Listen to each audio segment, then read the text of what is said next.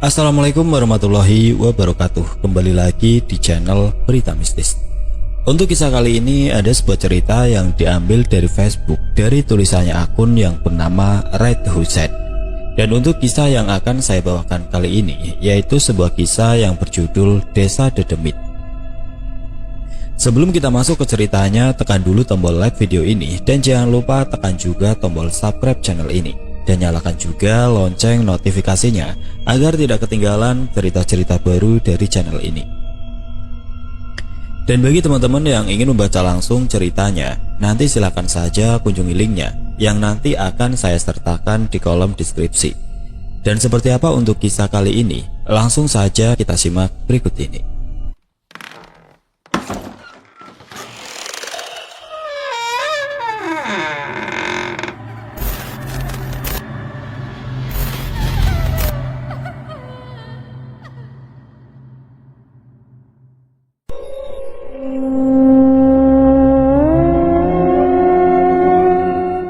Setelah cerita setan Gantarawang selesai, kali ini saya akan menceritakan sebuah kisah mengenai Desa Dedemit. Kisah ini berlatar belakang jauh sebelum keluarga Pak Kawan menempati rumah di tengah hutan. Dahulu kala, konon katanya desa ini pernah mengalami kejadian dalam 1 minggu, bisa 3 nyawa melayang. Saya menceritakan tidak jauh-jauh, melainkan masih di desa saya sendiri. Disebut Desa Dedemit karena waktu itu penduduknya tidak terlalu banyak. Kurang lebih ada 15 penduduk atau rumah dan kondisinya masih hutan belantara, belum jadi desa. Rumah-rumah para penduduk masih di tengah hutan dan berjauhan. Keluarga saya sendiri pernah menempati rumah di tengah hutan, namun pada waktu itu saya masih kecil. Saya juga pernah mengalami di mana setiap 1 minggu sekali, kurang lebih ada 1-2 orang meregang nyawa dengan kurun waktu selama 1 bulan. Tidak tahu pasti kematiannya, ada yang sakit, sehat, tua, muda. Dan alhamdulillahnya saya masih diberi umur sampai sekarang, sehingga bisa menceritakan kejadian-kejadian yang di luar nalar manusia. Saya menceritakan kisah ini berdasarkan cerita orang tua dahulu, termasuk orang tua saya sendiri. Dalam cerita kali ini, sebagai cerita pembuka, saya akan menceritakan mengenai keluarga saya terlebih dahulu. Sekitar tahun 1986, kedua orang tua saya dikaruniai anak perempuan dan diberi nama Omelia, anak pertama. Dalam proses melahirkan, banyak sekali hambatan-hambatan atau kejadian yang ibu saya alami. Bukan hanya ibu saya, melainkan dukun beranak pun mengalami hal yang sama. Di mana dalam mengeluarkan si jabang bayi ini membutuhkan waktu 7 jam, yang menyebabkan ibu saya hampir kehilangan nyawanya. Sekitar pukul 22.15 malam, ibu saya sudah merasakan nyeri dan segera minta tolong ayah saya untuk memanggil dukun beranak, sebut saja Mbak Kulsum, karena sebentar lagi ibu saya akan melahirkan. Ayah saya pun segera berjalan menuju rumah Mbak Kulsum, melewati jalan setapak dengan dikelilingi pepohonan. Sebenarnya ayah saya merasa khawatir karena meninggalkan istrinya sendirian, apalagi kondisinya sudah larut malam. Tapi mau bagaimana lagi? Karena kondisi jalanan yang sangat gelap, sehingga menyebabkan ayah saya harus meraba-raba. Menempuh perjalanan yang cukup jauh, akhirnya sampailah ayah saya di rumah Mbak Kulsum. Segera ayah saya langsung mengutarakan maksud dan tujuannya. Tidak perlu lama-lama, Mbah Kulsum segera menyiapkan peralatan yang dibutuhkan dan segera menuju rumah saya. Mbah Kulsum sendiri khawatir, takut terjadi sesuatu karena ibu saya sendirian di rumah. Sesampainya di rumah saya, untungnya tidak terjadi sesuatu kepada ibu saya. Mereka berdua merasa lega. Karena dulu pernah ada kejadian yang menyerupai sosok dukun beranak. Awal kisahnya sama seperti ibu saya yang hendak melahirkan. Suaminya segera memanggil dukun beranak. Tidak begitu lama, dukun beranak itu datang, tapi tanpa sang suami. Istrinya yang hendak melahirkan ini merasa janggal dan ditanyakan keberadaan suaminya. Namun dukun beranak tersebut tidak memberi jawaban. Karena dirasa sudah tidak tahan, si wanita ini langsung menyuruh dukun tersebut untuk segera membantu proses persalinannya.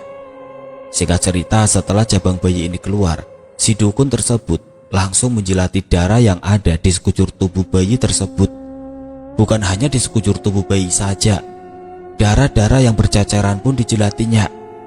Singkat cerita, tiba-tiba dukun yang dibawa suaminya datang. Ketika membuka pintu, mereka berdua kaget melihat sudah ada dukun yang datang terlebih dahulu. Jelas hal itu membuat mereka bertanya-tanya. Ketika sedang menjilati darah, ia merasa keberadaannya sudah diketahui. Ia pun langsung berlari dan lompat lewat jendela. Sudah dicari kemana-mana, namun dukun tersebut tidak ditemukan jejaknya. Mereka berdua pun akhirnya menyadari bahwa dukun yang mereka lihat tadi bukanlah manusia, melainkan iblis. Dan untungnya mereka datang tepat waktu. Jika telat, mungkin si jabang bayi tersebut akan dibawa. Segera saja Mbah Kulsum membuka peralatannya. Sebelum memulai proses persalinan, Mbah Kulsum diam sejenak. Tiba-tiba, "Tolong nyalakan api di luar rumah," ucap Mbah Kulsum kepada ayah saya. Tidak tahu apa maksud Mbah Kulsum, ayah saya segera menuruti perintah Mbah Kulsum. Setiap sudut luar rumah dinyalakan api yang membara. Tiba-tiba, dari arah belakang rumah, terdengar suara orang tertawa cekikikan. Ketika ayah saya hendak memeriksanya, tiba-tiba Mbah Kulsum berteriak dari dalam, "Jangan dihampiri, biarkan saja." Ternyata Mbah Kulsum juga mendengar suara tersebut. Ayah saya segera masuk ke dalam rumah untuk menemani proses persalinan. Lama ayah saya menunggu, namun si jabang bayi belum juga keluar. Mbah Kulsum sendiri terus mengarahkan ibu saya agar tetap fokus. "Jangan menoleh kanan kiri ya nak, bila perlu pejamkan mata saja," ucap Mbah Kulsum kepada ibu saya. Memang Mbah Kulsum ini penglihatannya sangat tajam. Ia bisa melihat dedemit dengan mata telanjang. Bukan hanya penglihatannya saja, melainkan pendengarannya juga tajam.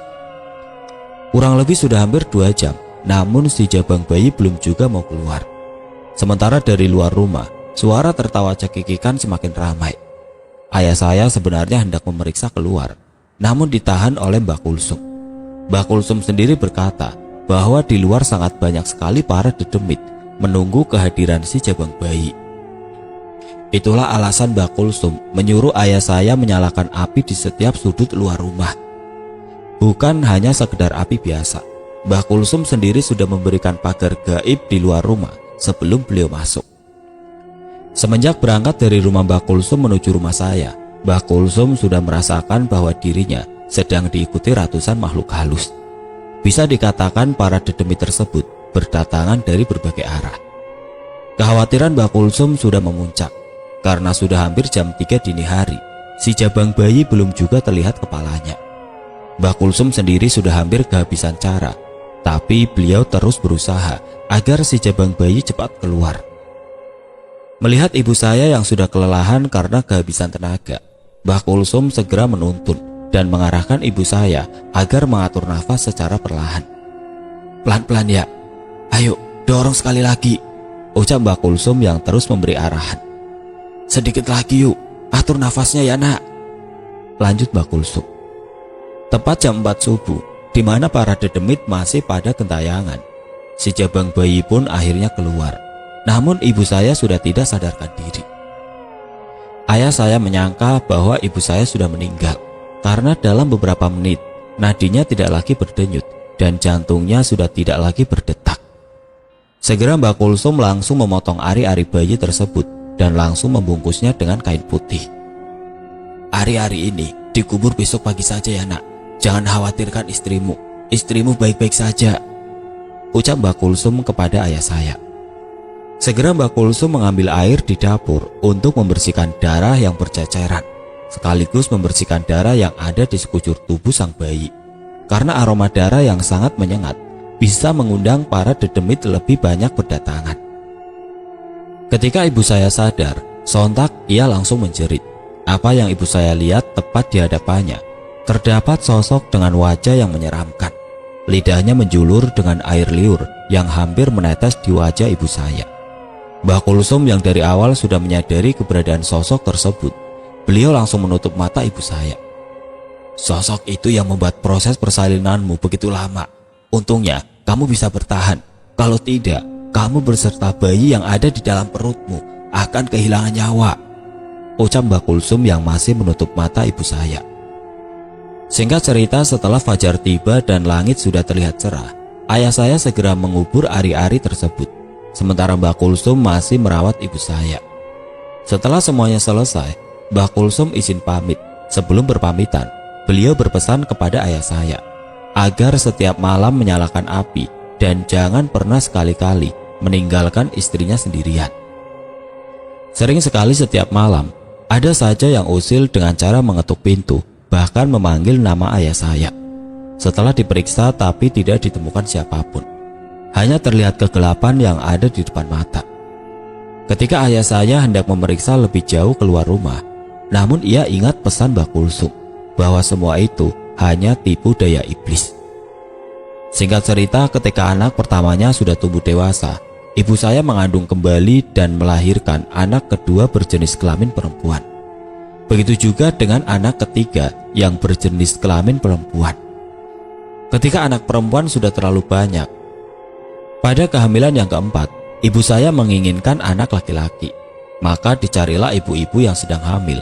Setelah diperiksa dan diketahui bahwa anak dalam kandungannya berjenis kelamin laki-laki, maka ditukarlah anak tersebut ke dalam kandungan ibu saya. Ketika proses pemindahan bayi dalam kandungan sudah selesai, akhirnya ibu saya melahirkan anak keempat berjenis kelamin laki-laki dan diberi nama Juprit.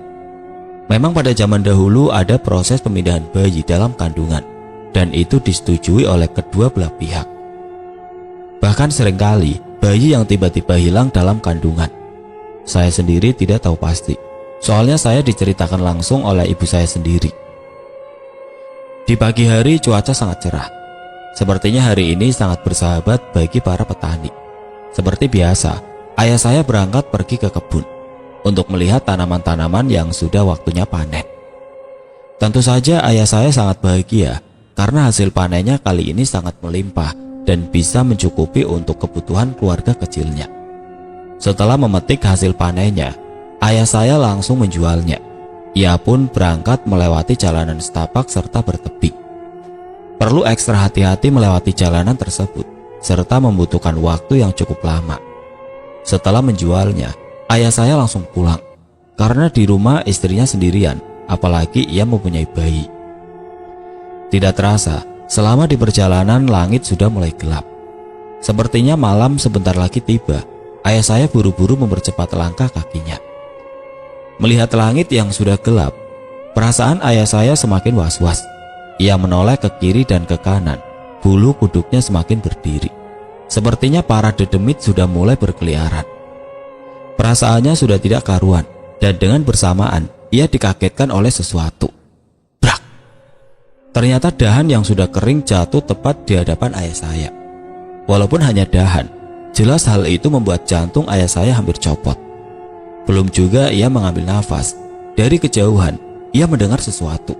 Seperti ada rombongan yang sedang menggotong mayit. La ilaha illallah, la ilaha illallah, la ilaha illallah. Terdengar samar-samar di telinga ayah saya. Penasaran, ayah saya pun mengikuti arah suara tersebut. Benar saja, dari kejauhan, ia melihat rombongan sedang menggotong keranda. Siapa yang meninggal? Perasaan tidak ada orang yang meninggal. Lagi pula, kenapa dikuburnya mendadak begini?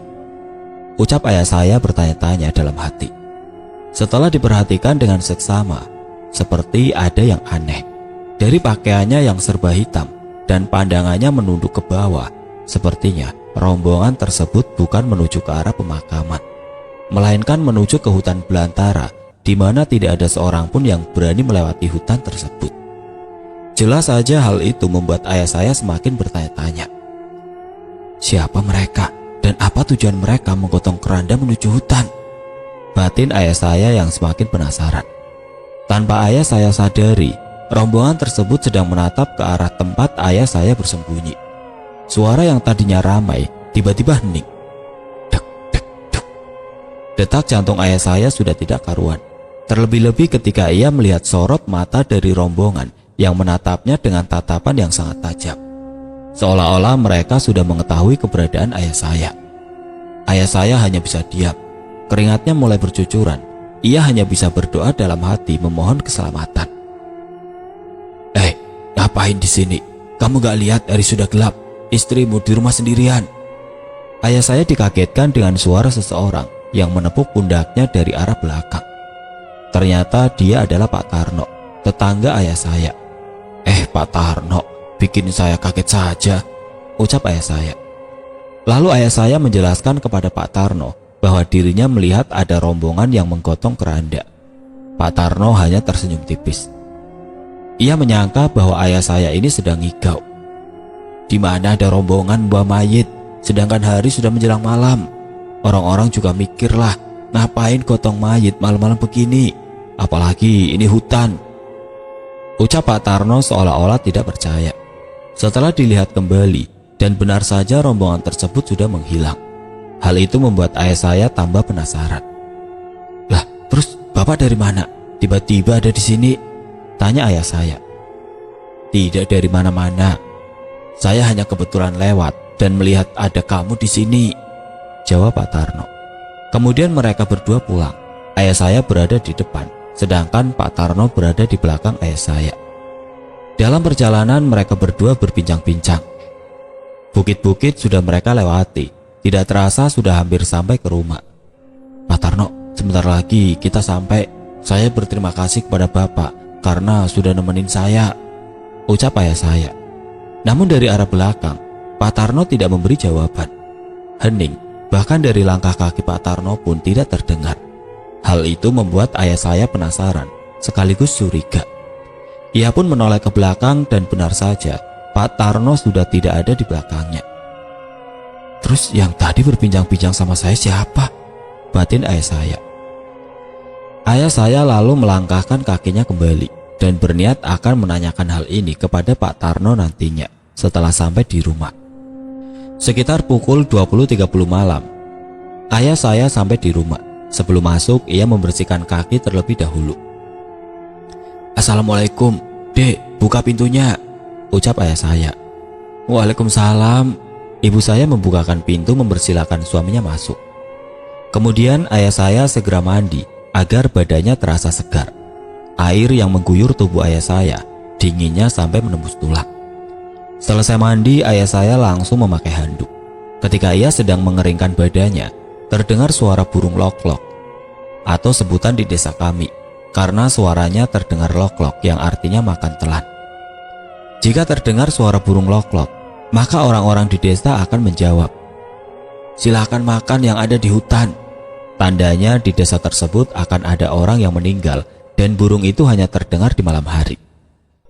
Meski hanya suara burung, sudah membuat ayah saya merinding. Ayah saya buru-buru mengeringkan badannya, lalu ia bergegas masuk ke rumah. Segera ia ganti baju, lalu menunaikan sholat isya.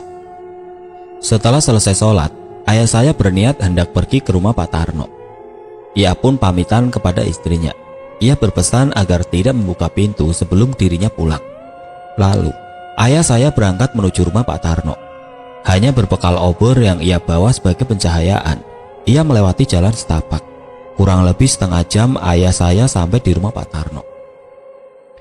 Mendengar suara ketukan dari luar, Pak Tarno segera membukakan pintu dan mempersilahkan ayah saya masuk. "Weh Pak, tumben malam-malam begini bertamu ke rumah saya," ucap Pak Tarno mempersilahkan ayah saya duduk. "Lah ini cuma ingin ngobrol-ngobrol saja, soalnya jenuh di rumah." Kemudian Pak Tarno membuatkan kopi dan menyuguhkannya kepada ayah saya. Sepertinya istri Pak Tarno sudah tidur terlebih dahulu. Hal itu membuat mereka berdua merasa leluasa berbincang-bincang lebih larut. Karena asiknya ngobrol, tidak terasa waktu sudah menunjukkan pukul 21.30 malam. Ayah saya sendiri hampir lupa dengan maksudnya yang hendak menanyakan kejadian waktu pulang tadi. "Pak, aduh hampir saja saya lupa. Bapak tadi dari mana? Terus waktu kita pulang, kok Bapak menghilang? Tiba-tiba udah di rumah saja," tanya ayah saya yang dari tadi penasaran. Mendengar pertanyaan ayah saya, Pak Tarno merasa bingung. Perasaan dari pagi sampai sore, ia tidak kemana-mana. "Loh Pak, saya tidak kemana-mana kok. Saya dari pagi di rumah terus," jawab Pak Tarno kebingungan. Ayah saya semakin bertambah bingung. Padahal tadi sore sampai menjelang malam, ia bersama Pak Tarno. Bahkan Pak Tarno sempat mengantar ayah saya pulang. Di sela-sela kebingungan, ayah saya bertanya kembali untuk memastikan. "Apa benar Bapak tidak kemana-mana? Tidak ketemu saya di jalan waktu arah pulang?" tanya ayah saya. "Benar Pak, ketemu di jalan mana? Sudah saya katakan bahwa saya tidak kemana-mana," jawab Pak Tarno meyakinkan ayah saya. Mendengar jawaban yang sama dari Pak Tarno, ayah saya hanya bisa diam. Meski dalam kebingungan sekaligus penasaran, kemudian ia pamit pulang karena malam sudah semakin larut. "Ya sudah kalau begitu Pak, saya izin pamit ya, istri di rumah sendirian," ucap ayah saya. Ayah saya pun melangkahkan kakinya dari rumah Pak Tarno. Belum jauh ia melangkah, ayah saya kemudian menoleh ke belakang dan melihat Pak Tarno sedang menatap dirinya. Dari tatapan Pak Tarno, ayah saya merasa ada yang ganjil. Tatapannya datar, kemudian Pak Tarno tersenyum menyeringai. Hal itu membuat ayah saya semakin bergidik ngeri. Ia buru-buru melangkahkan kakinya agar cepat sampai ke rumah. Sesampainya di rumah, ia langsung berbaring di samping istrinya. Matanya tidak bisa terpejam. Pikirannya masih terbayang-bayang mengenai Pak Tarno. Tiba-tiba, tok tok tok, terdengar suara pintu diketuk. "Siapa?" ucap ayah saya dari dalam kamar. "Saya Tarno," terdengar suara Pak Tarno di luar rumah. Kemudian ayah saya membukakan pintu dan benar saja Pak Tarno malam-malam berkunjung ke rumah ayah saya. Ayah saya semakin heran, padahal belum lama dirinya pulang dari rumah Pak Tarno. "Loh Pak, Bapak sama siapa? Sudah larut malam begini kok keluyuran. Apa Bapak tidak takut? Silakan masuk dulu," tanya ayah saya yang kemudian mempersilahkan Pak Tarno untuk masuk. Takut sama siapa Pak? Tidak usah Pak, saya di luar saja. Lagi pula saya kesini cuma ingin pamit. Saya mau pergi jauh, ucap Pak Tarno. Lalu ia melangkahkan kakinya. Heran, kenapa dengan Pak Tarno? Tidak biasanya dia seperti ini, batin ayah saya bertanya-tanya. Ia pun kembali ke kamar dan berniat untuk tidur lebih cepat. Berkali-kali ia memejamkan mata, tetap saja tidak mau tidur. Dirinya masih memikirkan mengenai Pak Tarno. Jam 03.00 dini hari, ayah saya baru bisa tertidur. Itu pun tidak lama, karena tiba-tiba anaknya merengek. Melihat istrinya yang sudah lelap, ayah saya tidak tega untuk membangunkannya. Ia pun mencoba untuk menenangkan anaknya. Setelah anaknya tenang, ia kemudian melangkah ke dapur untuk membuat kopi. Perasaannya masih gelisah. Ia pun memutuskan untuk berjaga sampai pagi. Tidak lama kemudian, terdengar suara pentungan. Artinya, azan subuh sudah berkumandang. Maklum pada waktu itu belum ada pengeras suara, jadi suara azan tidak terdengar. Untuk menandakan datangnya waktu sholat, yaitu dengan cara memukul pentungan. Ia pun bergegas mengambil air wudhu, lalu menunaikan sholat subuh. Setelah selesai sholat subuh, mungkin sekitar jam 05.40 pagi, suara pentungan itu terdengar kembali. Hal itu membuat ayah saya keheranan. Bukankah waktu subuh sudah lewat? Batin ayah saya bertanya-tanya. Ayah saya kemudian membuka pintu untuk memastikan. Terlihat dari kejauhan, beberapa orang sedang menuju ke rumah Pak Tarno. Penasaran, ayah saya pun ikut bergegas menuju rumah Pak Tarno. Sesampainya di rumah Pak Tarno, banyak orang yang sudah berkerumun. Ternyata Pak Tarno meninggal dunia. Kali ini saya akan menggunakan nama, tidak menggunakan kata ayah saya atau ayahku agar tidak ribet dalam penulisan. Cerita Desa Dedemit ini saya tulis berdasarkan kisah nyata, seperti yang saya jelaskan sebelumnya.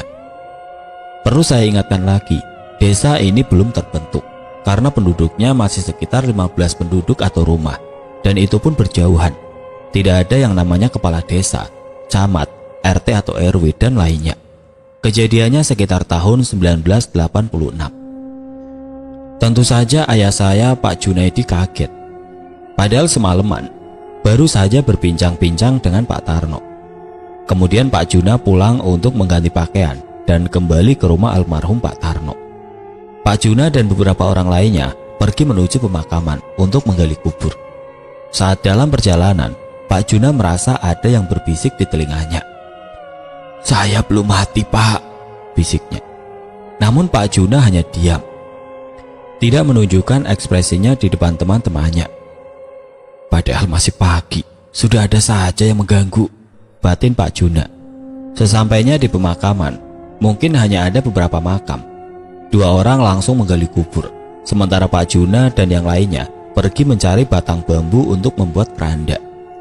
Setelah semuanya selesai, Pak Juna dan 3 orang lainnya mengantarkan keranda tersebut ke rumah Pak Komar. Ada yang aneh pada keranda yang mereka bawa. Awalnya ringan, namun setengah perjalanan kemudian terasa berat. Padahal keranda tersebut kosong. Bukan hanya Pak Juna sendiri yang merasakan, melainkan teman-temannya juga merasakan hal yang sama. Mereka berempat jalan sempoyongan. Kemudian mereka menurunkan keranda. Setelah diperiksa, memang tidak ada apa-apa. Padahal walaupun tidak diperiksa, keranda yang mereka bawa keadaannya terbuka, belum tertutup kain. Tentu orang yang menggotong dari belakang sudah melihatnya terlebih dahulu. Kemudian mereka terdiam sejenak sambil memperhatikan keranda. Tiba-tiba seseorang datang menghampiri mereka. Entah siapa itu, mereka juga tidak mengenalinya. "Kenapa, Pak?" tanyanya. Mereka berempat memperhatikan orang itu dari kepala sampai kaki. Yang membuat mereka heran, ini orang datang dari mana? "Ini kami sedang istirahat," jawab Pak Juna. Tiba-tiba orang tersebut menunjuk ke arah keranda lalu berkata, "Pak, di dalam keranda itu ada orang yang sedang berbaring," ucapnya. Sontak saja mereka semua kaget, saling pandang satu sama yang lainnya. "Siapa, Pak? Dari tadi kami tidak melihat apapun," jawab Pak Juna keheranan. Lalu orang tersebut mendekati keranda yang mereka bawa dan membukanya, kemudian menutupnya kembali. "Orangnya sudah pergi, Pak. Silakan diangkat dan lanjutkan perjalanannya," lanjutnya sambil menutup keranda. "Ah, Bapak bicara apa? Saya tidak mengerti maksud Bapak," ucap salah satu teman Pak Juna. Orang itu tidak memberi jawaban. Ia hanya diam, lalu pergi meninggalkan Pak Juna dan teman-temannya. "Aneh, apa maksud perkataannya tadi ya?" batin Pak Juna bertanya-tanya. Kemudian Pak Juna iseng menggeser keranda. Yang tadinya berat tiba-tiba jadi ringan kembali. "Benar-benar aneh," batin Pak Juna. Lalu ia segera mengajak temannya untuk membawa keranda tersebut ke rumah almarhum Pak Tarno. Sesampainya di sana, Pak Hanafi sebagai sesepuh di desa bersama warga lainnya yang menunggu lama tentu saja khawatir. "Kalian lama sekali, jenazah sudah dimandikan, dikafani, disolatkan, kalian baru sampai," ucap Pak Hanafi dengan wajah yang begitu panik. Pak Juna selaku teman dekat almarhum Pak Tarno, beliau menjelaskan perihal kejadian yang beliau alami waktu membawa keranda tersebut. Mendengar penjelasan Pak Juna, Pak Hanafi hanya mengangguk dan menerima alasan Pak Juna. "Makamnya sudah siap belum? Ukurannya sudah pas kan?" tanya Pak Hanafi. "Sudah, Pak, tinggal dibawa saja jenazahnya ke pemakaman," jawab Pak Juna. "Ya sudah, bawa kerandanya masuk ke dalam. Kita harus segera kebumikan Pak Tarno. Tidak baik jika ditunda-tunda," ucap Pak Hanafi. Mereka pun membawa masuk keranda itu. Setelah jenazah Pak Tarno berada di dalam keranda, kemudian mereka pun mulai menggotong keranda tersebut menuju pemakaman. Pak Juna tidak ikut menggotong. Beliau hanya mengiringi jenazah Pak Tarno di barisan paling belakang sambil melafalkan kalimat tahlil bersama rombongan. Namun, ketika sampai di pertengahan jalan, langkah kaki Pak Juna terhenti. Beliau merasakan keanehan ketika melihat rombongan tersebut berpakaian serba hitam. Padahal semenjak berangkat dari rumah almarhum, mereka menggunakan pakaian bebas. "Ini penglihatan saya yang salah atau," batin Pak Juna. Pikirannya mulai berhalusinasi. Pemandangan yang Pak Juna lihat benar-benar mirip dengan yang dilihatnya waktu kemarin sore. Satu rombongan dengan pakaian yang serba hitam membawa jenazah menuju pemakaman. Lalu tanpa Pak Juna sadari, rombongan tersebut tengah menatap ke arah dirinya. Mengingat hal itu membuat Pak Juna bergidik ngeri. Tanpa beliau sadari, rupanya beliau sudah tertinggal jauh oleh rombongan yang membawa jenazah Pak Tarno. Dan benar saja, ternyata Pak Juna sedang berhalusinasi. "Astagfirullahaladzim," ucap Pak Juna, yang baru sadar bahwa dirinya sudah tertinggal jauh. Pak Juna segera berlari mengejar rombongan. Beliau sempat menoleh ke arah belakang dan melihat Pak Tarno tengah berdiri menatap ke arahnya. Setelah sampai di pemakaman, warga segera menurunkan keranda. Sebelum dikebumikan, Pak Hanafi selaku sesepuh, beliau turun ke liang lahat terlebih dahulu, lalu disusul oleh 2 orang lainnya. Namun, ketika hendak menurunkan jenazah Pak Tarno ke dalam liang lahat, di sini keanehan pun terjadi. Panjang ukuran liang lahat yang seharusnya pas, tiba-tiba memendek kurang lebih 7 cm.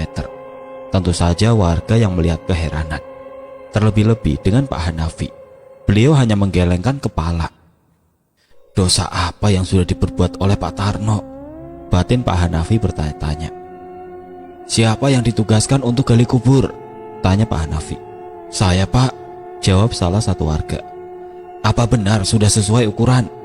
Tanya Pak Hanafi ke petugas gali kubur. Sudah benar, Pak, bahkan kami melebihkan ukuran panjangnya, Pak, jawabnya kemudian. Penasaran, Pak Hanafi mengukur kembali jenazah Pak Tarno, lalu disesuaikan dengan ukuran makam Pak Tarno. Ukurannya sesuai, bahkan lebih panjang ukuran makam, batin Pak Hanafi. Pak Hanafi mencoba kembali menurunkan jenazah Pak Tarno, namun sama saja, jenazah Pak Tarno tidak bisa masuk ke dalam liang lahat. Warga pun menambah ukuran makam Pak Tarno, bahkan dilebihkan menjadi 10 cm. Lalu menurunkan kembali jenazah Pak Tarno ke dalam liang lahat. Lagi-lagi, ukurannya tidak pas. Pak Hanafi dan warga lainnya hanya bengong melihat apa yang baru saja terjadi. Karena sudah tidak ada cara lain, Pak Hanafi mengambil kebijakan, yaitu dengan memotong pergelangan kaki Pak Tarno. Setelah dipotong, jenazah Pak Tarno dimasukkan kembali ke dalam liang lahat. Dan benar saja, akhirnya jenazah Pak Tarno masuk dengan sempurna. Ketika Pak Hanafi mengumandangkan azan di telinga Pak Tarno, tanpa diketahui, salah satu dari 3 orang mengambil bantal mayit. Entah apa tujuannya orang itu mengambil bantal mayit milik Pak Tarno. Setelah selesai memakamkan jenazah Pak Tarno, orang-orang dibubarkan diri, pergi ke rumahnya masing-masing, termasuk Pak Juna. Namun, sebelum mereka pulang, Pak Hanafi berpesan agar tidak membicarakan kematian Pak Tarno. Tapi yang namanya mulut susah untuk ditutup. Belum sampai sehari kematian Pak Tarno, dalam perjalanan pulang, warga sudah mulai berbisik-bisik membicarakan almarhum Pak Tarno. Padahal Pak Tarno orang baik loh, tapi kok kuburannya malah sempit, bisik salah satu warga di telinga Pak Juna. Pak Juna tidak menghiraukan bisikan warga. Beliau lebih banyak berdiam diri. Sesampainya di rumah, sebelum masuk, Pak Juna mencuci kaki dan membasuh mukanya terlebih dahulu. Assalamualaikum, Bu, buka pintunya. Pak Juna mengucapkan salam sambil mengetuk pintu. Tidak lama kemudian istrinya, Bu Astuti, membuka pintu dan mempersilahkan Pak Juna masuk. Sudah selesai pemakamannya, Pak? Tanya Bu Astuti. Sudah, Bu, jawab Pak Juna singkat. Kemudian Pak Juna merebahkan badannya di atas ranjang. Beliau masih memikirkan kejadian-kejadian yang dialaminya dari waktu gali makam sampai membawa jenazah Pak Tarno ke pemakaman. Pikirannya masih membayangkan dari rombongan yang memakai baju serba hitam hingga sosok Pak Tarno yang menampakkan diri. Pak Juna berusaha mengalihkan pikirannya, namun tetap saja sosok Pak Tarno selalu muncul. Tidak terasa beliau pun tertidur. Jam masih menunjukkan pukul 12 siang. Pak Juna berangkat pergi ke kebun. Kebetulan kebunnya berdekatan dengan kebun almarhum Pak Tarno. Dari kejauhan, Pak Juna melihat Pak Tarno sedang membersihkan rumput di sekitar kebunnya. Pak Juna berniat untuk menghampiri, tapi beliau urungkan karena melihat gelagat Pak Tarno yang aneh. Pak Juna kemudian melangkah lebih dekat supaya penglihatannya jelas apa yang sebenarnya Pak Tarno lakukan. Rupanya, Pak Tarno sedang memindahkan patok perbatasan kebun. Tentu saja Pak Juna kaget. Mungkin Pak Tarno sudah berkali-kali memindahkan patok tersebut. Hanya saja tidak ada yang mengetahui. Bahkan si pemilik kebun tidak mengetahuinya. Pantas saja kuburan Pak Tarno sempit. Rupanya kelakuan beliau semasa hidupnya begini, batin Pak Juna, tanpa beliau sadari kalau Pak Tarno sudah meninggal.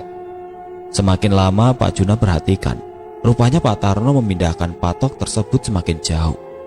bukan hanya memindahkan patok kebun tetangga saja, melainkan patok kebun Pak Juna sudah dipindahkannya terlebih dahulu.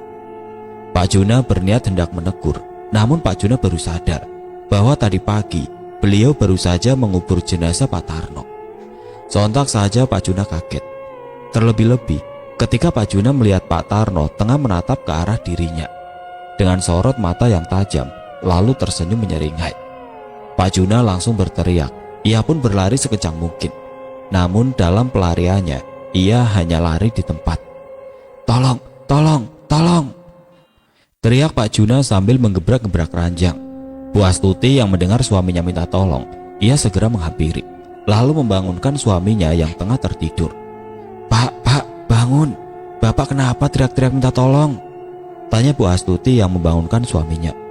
"Astagfirullahaladzim," ucap Pak Juna dengan nafas yang masih ngos-ngosan. "Tidak apa-apa, Bu," lanjutnya yang masih menghela nafas. Rupanya Pak Juna baru saja mimpi buruk mengenai Pak Tarno. Dalam mimpinya benar-benar seperti nyata. Bu Astuti segera mengambil air minum, lalu menyuguhkannya kepada Pak Juna. "Bapak kenapa toh? Tidur sambil teriak-teriak?" tanya Bu Astuti. Pak Juna masih menghela nafas. Mimpinya kali ini seolah-olah mengungkap misteri di balik kematian Pak Tarno. "Tidak apa-apa, Bu. Sekarang jam berapa?" tanya Pak Juna. "Sudah sore, Pak. Bapak tidur sampai lupa waktu," jawab Bu Astuti. Pak Juna segera mengambil handuk lalu bergegas mandi. Selesai mandi, Pak Juna bersiap-siap menunaikan sholat asar. Setelah sholat asar, Pak Juna hanya duduk-duduk di luar rumah sambil menunggu waktu maghrib. Sementara Bu Astuti, ia menyiapkan makan untuk makan malam nanti. Malamnya, seseorang yang tengah mengambil bantal mayit, sebut saja Sukadi, didatangi sosok almarhum Pak Tarno. Namun sosoknya berupa pocong. Orang-orang di desa menganggap bahwa itu adalah pocong Pak Tarno. Awal kejadian, ketika Pak Sukadi hendak menimba air di sumur tidak jauh dari belakang rumah, mungkin hanya beberapa meter. Sudah menjadi kebiasaan Pak Sukadi mengambil air malam-malam. Hal itu ia lakukan untuk persiapan memasak esok pagi, agar istrinya tidak repot bolak-balik menuju sumur. Hembusan angin malam yang menembus kulit membuat Pak Sukadi kedinginan. Rasanya malam ini suasana begitu sunyi. Tampaknya Pak Sukadi biasa saja. Krak! Terdengar gesekan pohon bambu. Suara-suara gesekan bambu sudah seringkali terdengar di telinga Pak Sukadi. Bukan kali ini saja, melainkan setiap malam.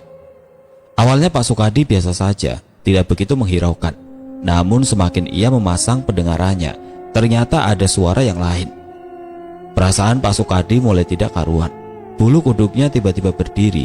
Dari pohon bambu, Pak Sukadi melihat sesosok yang tengah berdiri. Pak Sukadi buru-buru menimba air, lalu mengisinya ke dalam dirijen. Setelah dirijen terisi penuh, ia pun langsung membawa dirijen tersebut ke dalam rumah. Ketika Pak Sukadi berbalik arah dan siap membawa dirigen yang sudah diisi air, tiba-tiba di hadapan Pak Sukadi sudah ada yang berdiri, yaitu sesosok pocong dengan kepala menunduk ke arah Pak Sukadi. Badan Pak Sukadi mulai gemetar. Pak Sukadi hanya berdiri mematung melihat pemandangan di hadapannya.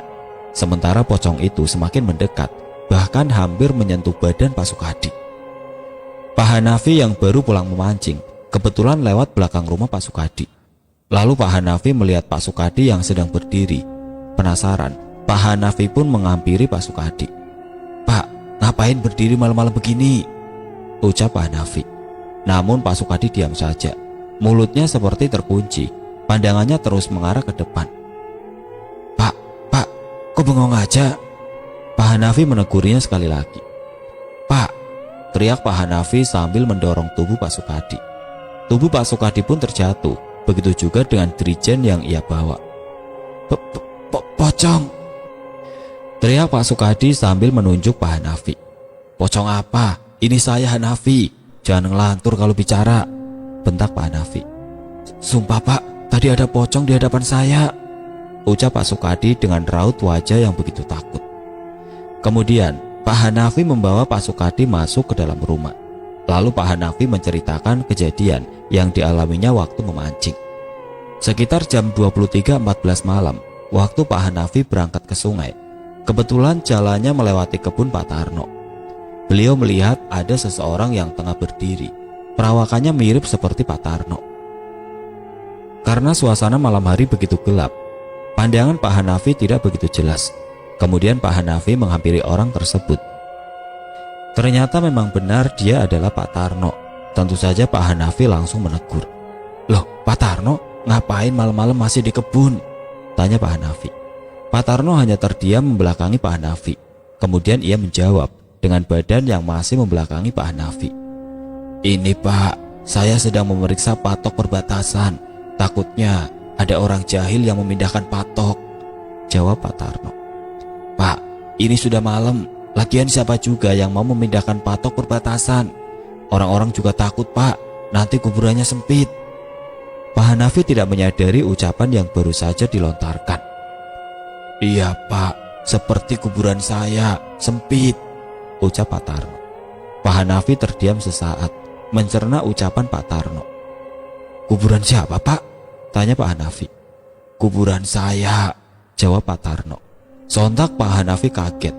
Ia baru menyadari bahwa Pak Tarno tadi pagi baru saja meninggal. Melihat orang yang ada di hadapannya, Pak Hanafi hanya bisa menelan ludah.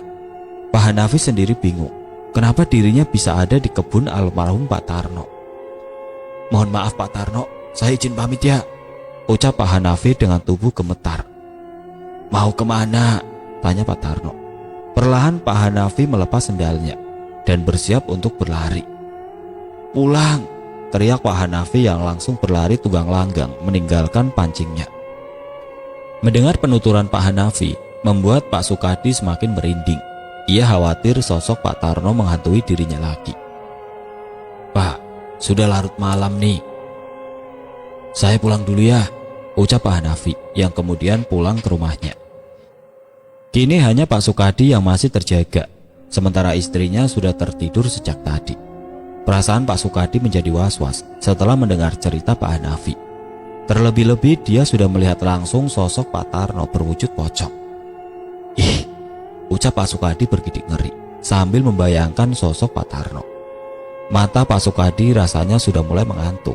Ia pun bergegas menuju kamar untuk tidur bersama istrinya. Sesampainya di kamar, Pak Sukadi malah tidak bisa tidur. Padahal waktu di luar tadi matanya sudah mengantuk berat. "Aneh, padahal tadi ngantuk banget, tapi sekarang malah gak bisa tidur," batin Pak Sukadi. Matanya masih melirik-lirik sesuatu. Perasaan Pak Sukadi mulai gelisah. Berkali-kali ia bangun lalu berbaring lagi. "Ada apa sih dengan malam ini? Tidak biasanya deh," batin Pak Sukadi bertanya-tanya. Kemudian Pak Sukadi pergi ke dapur berniat ingin membuat kopi. Dengan membawa lampu minyak sebagai penerangan, ia pun beranjak. Sesampainya di dapur, Pak Sukadi melihat sudah ada orang yang sedang membungkuk. "Masa iya sih Pak Hanafi? Bukannya dia tadi udah pulang?" batin Pak Sukadi. Penasaran, Pak Sukadi berusaha mendekat lalu menegurnya. "Pak Hanafi, kamu kah itu?" tanya Pak Sukadi. Namun orang itu diam saja, tiba-tiba menoleh ke arah Pak Sukadi. "Bantal saya mana Pak?" tanyanya. Yang dimaksud bantal tersebut adalah bantal mayit. Sontak Pak Sukadi kaget. Lampu yang ia pegang pun terjatuh. Ternyata yang di hadapannya itu adalah almarhum Pak Tarno. Pak Sukadi tidak bisa bicara apa-apa. Mulutnya tiba-tiba bisu, badannya kaku. Lalu Pak Sukadi jatuh pingsan. Keesokan paginya Pak Sukadi ditemukan oleh istrinya. "Pak, bangun, ngapain tidur di dapur?" ucap istrinya Bu Aminah sambil menggoyang-goyangkan tubuh Pak Sukadi. Namun Pak Sukadi tidak juga terbangun, bahkan bergerak pun tidak. Kemudian Bu Aminah mengambil air lalu menyiram Pak Sukadi begitu saja. Biar. Siraman air yang membasahi tubuh Pak Sukadi. Sontak saja Pak Sukadi langsung terbangun. "Banjir, banjir, Bu bangun banjir," ucap Pak Sukadi. "Makan nih banjir, tidur sembarangan gak kenal tempat," ucap Bu Aminah kesal sambil menyiram air ke tubuh Pak Sukadi. "Yang benar saja Bu, bangunin orang gak kira-kira," ucap Pak Sukadi sambil mengusap wajahnya. "Lah Bapak, tidur kayak orang mati," Bu Aminah semakin kesal. Tidak mau berlama-lama debat, Pak Sukadi dengan tubuh yang basah kuyup, ia pun beranjak pergi ke sumur. Tidak henti-hentinya ia ngedumel. Sesampainya di sumur, ia masih tidak mengerti kenapa dirinya bisa tidur di dapur. Bahkan ia pun lupa kalau semalam dirinya pingsan. Bu Aminah yang melihat Pak Sukadi tengah melamun di sumur, ia pun menghampiri. "Sudah, cepetan mandinya. Habis mandi langsung sarapan. Sesudah sarapan pergi ke kebun," ucap Bu Aminah sambil menjewer telinga Pak Sukadi. Pak Sukadi langsung menimba air dan buru-buru mandi. Ia tidak mau dijewer untuk kedua kalinya. Selesai mandi, ia langsung sarapan dan berangkat pergi ke kebun. Cuaca pagi yang cerah dengan diiringi kicauan burung membuat Pak Sukadi tampak bersemangat. Sebelum sampai ke kebun miliknya, Pak Sukadi harus melewati kebun Pak Juna dan Pak Tarno terlebih dahulu. Ketika melewati kebun Pak Juna, ia melihat Pak Juna sudah berada di kebun, sedang membersihkan rumput. "Pak Juna, rajin sekali pagi-pagi buta sudah berada di kebun," sapa Pak Sukadi. "Harus rajin dong, emangnya kamu sudah tua masih saja malas," ucap Pak Juna yang masih membersihkan rumput. "Saya juga rajin Pak, rajin ngelonin istri di kamar," ucap Pak Sukadi yang tampak bahagia dengan candaannya. "Ngelonin siapa? Istri? Semalam saja kamu tidur di dapur," ucap Pak Juna menanggapi candaan dari Pak Sukadi. Pak Sukadi terdiam sejenak. Ia masih berpikir, dari mana Pak Juna tahu kalau semalam dirinya tidur di dapur. Tunggu, Bapak bilang apa tadi? Dari mana Bapak tahu kalau saya tidur di dapur?" tanya Pak Juna. "Tentu saja saya tahu lah Pak. Orang saya sendiri yang menyuruh istri Bapak untuk menyiram. Rasain tuh siraman kolbu," jawab Pak Juna yang tidak kuat menahan tawa. "Banjir ya tadi pagi," lanjut Pak Juna. Semprul, saya tadi pagi habis dicewer istri gara-gara memikirkan kenapa saya bisa tidur di dapur," ucap Pak Sukadi sambil memegang telinganya. Kemudian Pak Sukadi menceritakan kejadiannya semalam, bahwa dirinya diganggu sosok pocong. Pak Sukadi pun menceritakan kejadian yang dialami oleh Pak Hanafi. Tentu Pak Juna kaget mendengar cerita dari Pak Sukadi. Sebelum Pak Sukadi, dirinya sudah terlebih dahulu dimimpikan oleh sosok almarhum Pak Tarno. Namun Pak Juna enggan untuk menceritakan. Ia tidak mau kematian Pak Tarno jadi bahan gunjingan. Sudah 2 hari kematian Pak Tarno, namun sosoknya selalu menampakkan diri, apalagi jika malam sudah tiba. Tidak mau berpikir yang aneh-aneh, Pak Juna pun melanjutkan pekerjaannya kembali. "Ya sudah Pak, tidak usah dibahas lebih panjang lagi, nanti malah sering neror," ucap Pak Juna. Pak, kenapa Bapak bisa diteror sosok pocong?" tanya Pak Juna. Rupanya Pak Juna sedikit penasaran. Pak Sukadi kemudian menjelaskan bahwa dirinya sudah mengambil bantal mayit milik Pak Tarno. Hal itu ia lakukan untuk membuktikan mitos orang-orang terdahulu. Mitosnya, jika kita mengambil bantal mayit, maka kita akan selalu didatangi sosok pocong. Mendengar penjelasan dari Pak Sukadi, badan Pak Juna jadi menggigil. Ia tidak mengerti kenapa Pak Sukadi bisa senekat itu. "Pak, Bapak sudah tua, ngapain masih mainan kayak gitu? Pakai ambil bantal mayit segala," ucap Pak Juna. "Nanti malam kembalikan Pak, jangan cari gara-gara," lanjutnya. Pak Sukadi hanya terdiam. Sebenarnya ia takut jika harus pergi ke pemakaman sendirian. "Bisa antar saya tidak Pak? Saya takut jika harus pergi sendiri ke makam Pak Tarno," ucap Pak Sukadi. "Kamu yang sudah buat ulah, kenapa harus bawa-bawa orang lain?" ucap Pak Juna. "Sudahlah Pak, saya mau melanjutkan pekerjaan saya dulu," lanjutnya. Kemudian Pak Juna melanjutkan pekerjaannya. Sementara Pak Sukadi, ia masih berdiri mematung. Malamnya Pak Sukadi pergi ke rumah Pak Juna, berniat ingin mengajak Pak Juna untuk mengantarkannya ke pemakaman. "Assalamualaikum," ucap Pak Sukadi. "Waalaikumsalam," jawab Pak Juna, kemudian membuka pintu. Pak Sukadi, silakan masuk Pak," ucap Pak Juna mempersilahkan masuk. Kemudian Pak Sukadi menjelaskan maksudnya. Pak Sukadi takut jika harus pergi ke makam sendirian. Ia pun memperlihatkan bantal mayit yang dibawanya. "Waduh Pak, saya harus menjaga istri di rumah. Istri saya lagi sakit," ucap Pak Juna. Pak Juna hanya beralasan, sebenarnya dia sendiri juga takut. Bapak pergi sendiri saja ya. Mohon maaf, saya tidak bisa nemenin, lanjut Pak Juna. Dengan terpaksa Pak Sukadi pergi sendirian menuju makam. Ia mencoba memberanikan diri.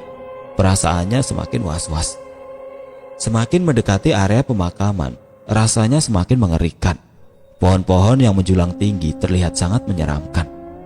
Tidak lama kemudian, sampailah Pak Sukadi di makam Pak Tarno. Pandangan Pak Sukadi menoleh ke kanan dan ke kiri, lalu Pak Sukadi menggali makam Pak Tarno. Mungkin dalamnya hanya sebatas siku. Lalu memasukkan bantal tersebut. Setelah selesai, Pak Sukadi buru-buru pulang.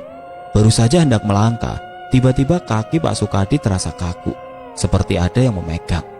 Tapi tidak ada siapapun. Hanya Pak Sukadi seorang diri. Ketakutan Pak Sukadi benar-benar sudah memuncak. Rasanya ingin sekali menangis.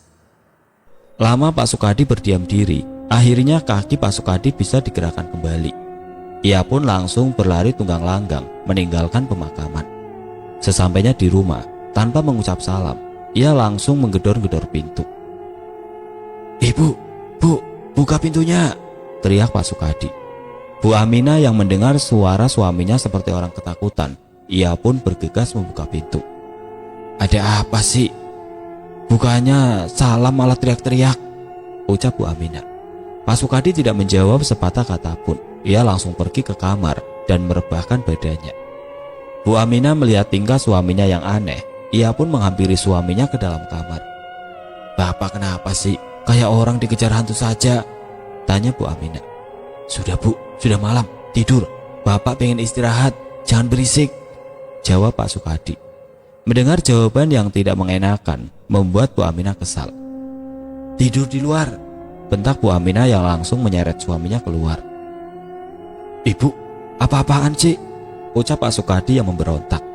Kemudian Bu Aminah melepaskan tangannya. Lalu ia masuk kembali ke dalam kamar dan langsung mengunci pintu kamar. Sementara Pak Sukadi, ia hanya bengong di luar. Dengan terpaksa Pak Sukadi tidur di luar. Ketika Pak Sukadi hendak memejamkan matanya, tiba-tiba terdengar suara pintu diketuk. "Siapa?" Hening, tidak ada jawaban dari luar. Tidak berapa lama, pintu diketuk kembali. "Siapa sih malam-malam bertamu ke rumah orang?" ucap Pak Sukadi, yang kemudian membuka pintu rumah. Ternyata itu adalah Pak Darso, tetangga Pak Sukadi, yang rumahnya tidak begitu jauh. "Loh Pak, Bapak habis dari mana? Kok malam-malam keluyuran?" tanya Pak Sukadi. Namun Pak Darso tidak menjawab. Ada keanehan dengan diri Pak Darso. Wajahnya terlihat pucat, kulitnya seperti orang yang sudah mati. "Pak, kok diam saja? Bapak sakit ya?" tanya Pak Sukadi sekali lagi. Pak Darso masih terdiam. Lalu ia beranjak pergi menuju sungai tanpa mengucap sepatah kata pun. Melihat tingkah Pak Darso yang aneh, tentu saja membuat Pak Sukadi penasaran. Kemudian Pak Sukadi mengikutinya dari belakang. Semakin jauh Pak Sukadi mengikuti, rupanya Pak Darso menuju pohon besar di dekat sungai. "Aneh, ngapain Pak Darso malam-malam ke sungai?" batin Pak Sukadi bertanya-tanya. Waktu maghrib Pak Darso sudah menemui Pak Juna terlebih dahulu. Bahkan sempat berbincang-bincang dengan Pak Juna. Namun dari obrolan Pak Darso, ada ucapan yang terdengar aneh di telinga Pak Juna. "Besok pagi nanti, orang-orang akan ramai berkerumun di pohon besar dekat sungai," ucap Pak Darso. Pak Juna terdiam sesaat.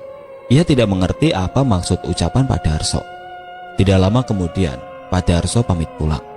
Setelah Pak Darso pulang, datanglah Pak Sukadi minta diantar ke pemakaman.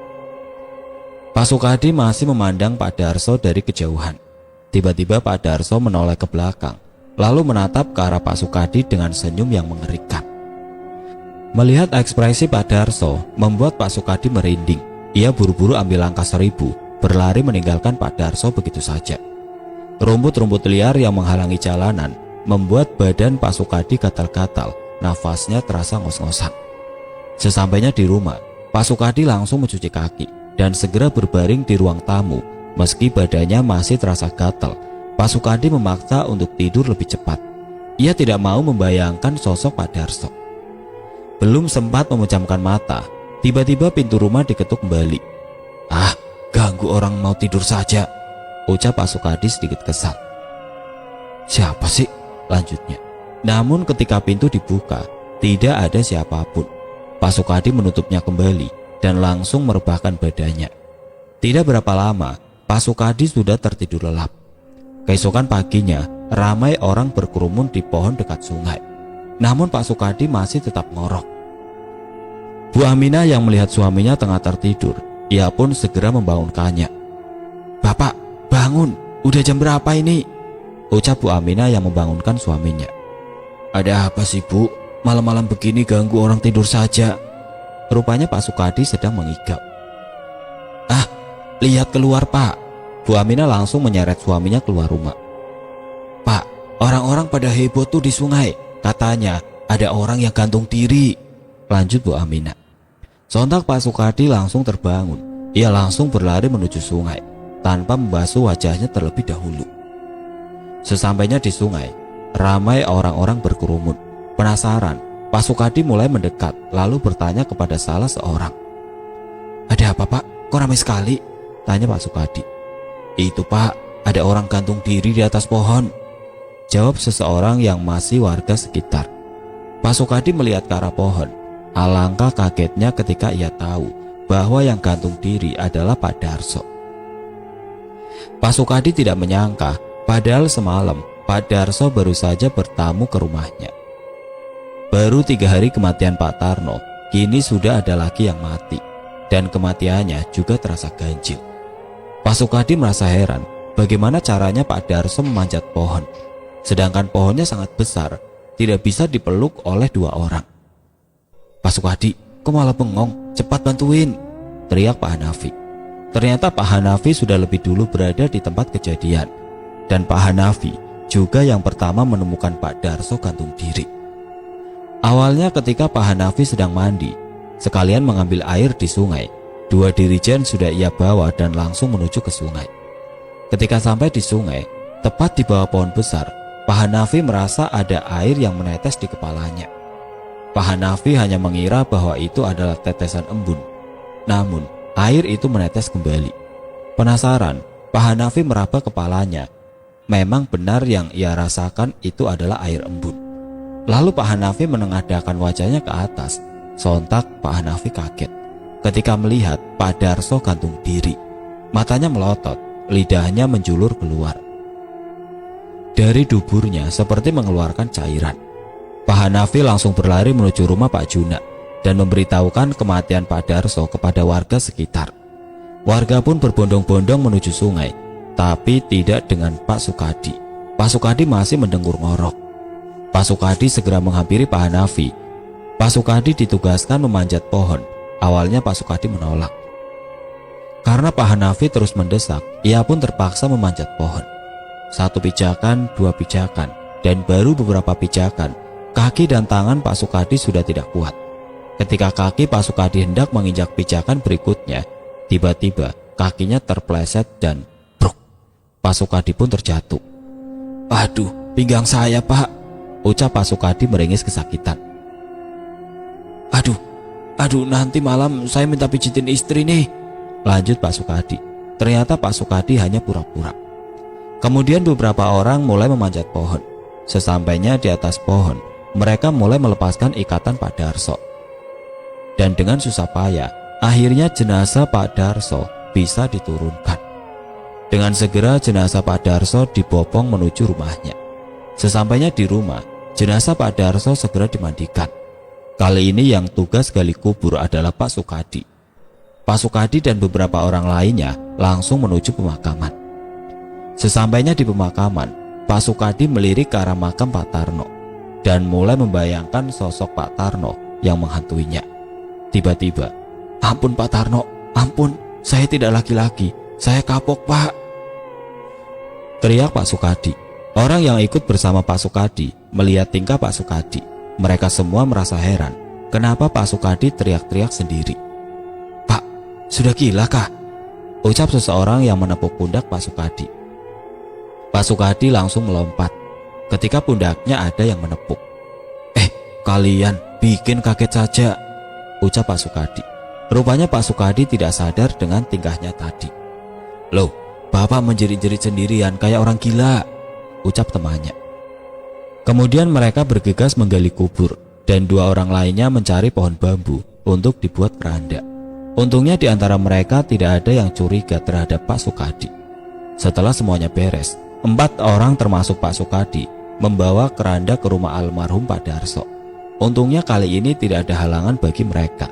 Tidak seperti membawa keranda almarhum Pak Tarno. Perjalanan mereka aman-aman saja sampai ke rumah almarhum Pak Darso. Sesampainya di rumah almarhum Pak Darso, Pak Sukadi dan 3 orang lainnya menurunkan keranda dan menunggu jenazah Pak Darso. Rupanya, sejak dari tadi almarhum Pak Darso belum selesai dimandikan. Mereka masih membersihkan kotoran yang keluar dari tubuh almarhum Pak Darso. Lama Pak Sukadi menunggu, akhirnya jenazah Pak Darso selesai dimandikan. Kini hanya tinggal memakaikan kain kafan lalu disolatkan. Setelah semuanya benar-benar selesai, jenazah Pak Darso pun dibawa ke pemakaman. Warga berbondong-bondong mengiringi jenazah Pak Darso. Sesampainya di pemakaman, Pak Sukadi, Pak Juna dan Pak Hanafi turun ke dalam liang lahat. Lalu jenazah Pak Darso pun diturunkan. Mata Pak Juna terus melirik ke arah Pak Sukadi. Ia khawatir Pak Sukadi mengambil bantal mayit milik Pak Darso. Karena sebelumnya Pak Sukadi telah mengambil bantal mayit milik almarhum Pak Tarno. Dan hanya Pak Juna sendiri yang mengetahui. "Tangannya, jangan jahil," ucap Pak Juna. Pak Sukadi hanya melirik ke arah Pak Juna. Pak Sukadi tahu ucapan Pak Juna ditunjukkan kepada dirinya. Setelah selesai menutup jenazah Pak Darso, mereka semua keluar naik ke atas, lalu mengubur jenazah Pak Darso. Acara pemakaman pun selesai. Orang-orang mulai membubarkan diri pulang ke rumahnya masing-masing. Bisikan-bisikan mengenai kematian Pak Darso mulai keluar dari mulut ke mulut. Sepanjang jalan orang-orang selalu membicarakan kematian Pak Darso. Pak Hanafi yang tidak sengaja mendengar, ia pun menegurnya. Tidak baik membicarakan orang yang sudah meninggal, apalagi membicarakan keburukannya. Doakan saja yang terbaik," tegur Pak Hanafi kepada orang-orang di sekitarnya. "Kita juga akan mati nantinya. Apa kalian mau kematian kalian jadi bahan gibah?" lanjut Pak Hanafi. Mereka hanya terdiam tertunduk malu. Malamnya, Pak Hanafi pergi ke rumah Pak Juna. Pak Hanafi ingin mengajaknya berburu. Karena waktu pulang dari pemakaman tadi, Pak Hanafi melihat banyak sekali burung yang hinggap di salah satu pohon. Sesampainya di rumah Pak Juna, "Assalamualaikum, Pak Juna, buka pintunya," ucap Pak Hanafi sambil mengetuk pintu. "Waalaikumsalam," ucap Pak Juna dari dalam, kemudian membuka pintu rumahnya. Pak Juna mempersilahkan Pak Hanafi masuk, lalu menanyakan maksud kedatangan Pak Hanafi. Kemudian Pak Hanafi mengutarakan maksud kedatangannya. Mendengar penuturan dari Pak Hanafi, Pak Juna menyetujui ajakan Pak Hanafi. Namun Pak Juna ingin mengajak satu orang lagi, yaitu Pak Sukadi. Mereka berdua bergegas menuju rumah Pak Sukadi. Akan tetapi ketika mereka sampai di rumah Pak Sukadi, ternyata Pak Sukadi sudah lebih dulu pergi berburu. "Wah, kurang ajar si Sukadi. Awas saja kalau ketemu dedemit, gak akan saya tolongin," gerutu Pak Hanafi. Pak Hanafi dan Pak Juna segera bergegas menyusul Pak Sukadi. Sesampainya di tempat tujuan, dan benar saja, dari kejauhan Pak Hanafi melihat Pak Sukadi sedang berdiri. Lalu mereka berdua menghampiri Pak Sukadi, berniat ingin memarahinya. Namun setelah mereka perhatikan, tidak ada pergerakan dari tubuh Pak Sukadi. Perasaan Pak Hanafi sudah tidak karuan, bulu kuduknya mulai berdiri. Begitu juga dengan Pak Juna. Mereka khawatir yang di hadapannya itu bukan Pak Sukadi. "Pak Juna, sepertinya ada yang aneh dengan orang yang ada di hadapan kita. Itu Pak Sukadi bukan ya?" tanya Pak Hanafi. Pak Juna hanya menggelengkan kepala. Tiba-tiba tidak jauh dari mereka terdengar suara cekikikan. "Pak, suara siapa itu?" tanya Pak Hanafi. "Tidak tahu Pak," jawab Pak Juna. "Pak, kita pulang yuk. Perasaan saya mulai tidak enak," ajak Pak Hanafi. Tanpa aba-aba, Pak Juna langsung berlari meninggalkan Pak Hanafi. "Pak, tunggu!" teriak Pak Hanafi yang kemudian berlari mengejar Pak Juna. Melihat Pak Hanafi dan Pak Juna berlari tunggang langgang, Pak Sukadi tertawa puas. Dirinya berhasil menakut-nakuti mereka berdua. Sebenarnya, Pak Sukadi sengaja menaruh orang-orangan sawah di tengah jalan. Lalu Pak Sukadi sembunyi di balik pohon dan tertawa cekikikan. Setelah Pak Juna dan Pak Hanafi tidak terlihat, kemudian Pak Sukadi keluar dari persembunyiannya. Ia mengambil orang-orangan sawah lalu membuangnya. Pak Sukadi segera berburu. Ia pun masuk ke dalam rerumputan liar. Ia mencari sarang burung puyuh. Dalam perburuannya, Pak Sukadi tidak henti-hentinya tertawa. Namun tidak berapa lama, dari arah belakang Pak Sukadi, seperti ada orang yang tertawa lirih. Pak Sukadi menyangka itu adalah Pak Hanafi yang mencoba menakutinya. "Sudahlah Pak, saya tidak takut," ucap Pak Sukadi yang terus mencari sarang burung. Semakin lama, suara tertawa itu terdengar menyeramkan. Pak Sukadi mulai merasa ketakutan. Tiba-tiba suara tertawa itu berhenti, hening, tidak ada suara apapun. Ketika Pak Sukadi berbalik badan, tepat di hadapannya sudah ada yang berdiri. Wajahnya pucat, matanya melotot, serta lidahnya menjulur keluar. Pak Sukadi hanya bisa melongo, keringatnya mulai bercucuran. Pak Sukadi tidak bisa berkata apa-apa, mulutnya seperti terkunci. Apa yang ada di hadapannya benar-benar sudah membuat seluruh tubuh Pak Sukadi mati rasa. Tidak lama kemudian, Pak Sukadi pun jatuh pingsan. Keesokan paginya, Pak Sukadi ditemukan oleh Pak Juna. Pak Juna sengaja pergi untuk memeriksa karena Pak Juna penasaran dengan sosok yang ditemuinya semalam. Hanya saja karena Pak Hanafi mengajaknya pulang, Pak Juna lebih dulu meninggalkan Pak Hanafi. Benar saja, ternyata sosok itu adalah orang-orangan sawah. Pak Juna merasa geram karena dirinya sudah dikerjai oleh seseorang. Setelah Pak Juna tahu bahwa itu orang-orangan sawah, ia pun segera bergegas pulang. Namun dari kejauhan, Pak Juna melihat seperti ada mayat yang tergeletak. Pak Juna pun menghampiri mayat tersebut. Rupanya itu adalah Pak Sukadi. Semalaman Pak Sukadi pingsan sampai pagi hari. "Ternyata dia yang sudah ngerjain saya semalam," ucap Pak Juna. Pak Juna mengambil orang-orangan sawah lalu dihadapkan dengan Pak Sukadi. Kemudian Pak Juna membangunkan Pak Sukadi dengan suara lirih. "Pak, bangun," ucap Pak Juna. Namun Pak Sukadi tidak mau bangun. Pak Juna kemudian menempelkan mulutnya di telinga Pak Sukadi dan teriak sekeras mungkin. "Pak, bangun!" teriak Pak Juna dan langsung bersembunyi. Sontak Pak Sukadi langsung terbangun. Ia mengusap-ngusap matanya dan menoleh kanan kiri. Setelah benar-benar sadar, ia melihat orang-orangan sawah tepat di hadapannya. Pak Sukadi langsung teriak histeris. Seketika itu juga Pak Sukadi jatuh pingsan. Baru saja Pak Sukadi sadar, kini sudah pingsan kembali. Hal itu membuat Pak Juna kebingungan. Karena tidak mau repot, Pak Juna meninggalkan Pak Sukadi sendirian. Menjelang sore, Pak Sukadi ditemukan oleh Pak Hanafi. Untungnya Pak Hanafi tidak mengerjain Pak Sukadi. Setelah Pak Sukadi bangun, Pak Hanafi segera membawanya pulang. Dalam perjalanan, Pak Sukadi bercerita bahwa semalam dirinya yang sudah menakut-nakuti mereka berdua, dan Pak Sukadi meminta maaf kepada Pak Hanafi. Sesampainya di rumah, Pak Sukadi langsung kena omel oleh istrinya karena tidak pulang 1 malam 1 hari. Semenjak kejadian itu, Pak Sukadi tidak lagi jahil. Ia lebih banyak mengerjakan pekerjaan yang bermanfaat.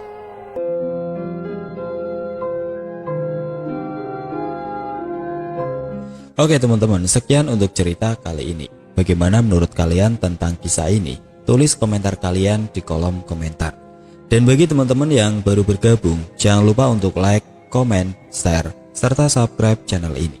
Dan nantikan kisah-kisah horor berikutnya tetap di channel Berita Mistis. Wassalamualaikum warahmatullahi wabarakatuh.